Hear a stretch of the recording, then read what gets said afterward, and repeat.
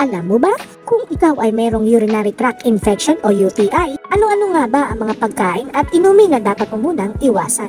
Halika at ating alamin ang mga pagkain at inumin na dapat mo munang iwasan. Pero bago ang lahat, huwag mo nang kalimutan na i-like, share at subscribe ang aking YouTube channel Kuya J14. Diwa! Number 1, bawal o iwasan muna pagkain ng maalat o sobrang maasim tulad ng pritong pagkain, processed foods, at mga pagkain may mataas na asin, inumin na may caffeine tulad ng kape, tsaa o soda, alak at iba pang inumin na nakakapag-dehydrate. Number 2, limitahan muna ang pagkain na may mataas na asukal o mga produkto na may artificial sweeteners, pagkain na may mataas na oxalate tulad ng spinach, nuts at chocolates. Number 3, iwasan o limitahan din ang mga pagkain na may mataas na potassium, mga saging, avocado, patatas at kape. Number 4, bawasan ang pagkain may mataas na purine. Ito ay makikita sa ilang uri ng karne at isda tulad ng baka, baboy at sardinas. Number 5, kumain ng pagkain na mayaman sa probiotic tulad ng yogurt na walang asukal, mga prutas at gulay na mayaman sa vitamin C tulad ng cranberry juice o iba pang mga berries. Mahalagang paalala, ang pag-inom ng alak ay maaaring makapagpahirap sa UTI at maaaring magpalala ng mga sintomas. Kailangan umihi agad kapag may nararamdaman ng pangangati o pangangalay sa pantog. Ang pagpigil sa pag-ihi ay maaaring makapagpahirap sa kondisyon.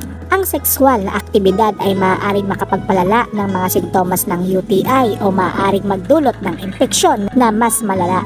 Mahalaga pa rin na sundin ang mga payo ng doktor at uminom ng mga gamot na inireseta nila para sa tamang paggaling ng UTI. Kung nagustuhan mo ang health tips na to, please like, share, subscribe sa YouTube channel na Kuya J14 para mapanood pa ang ibang health tips. Diway!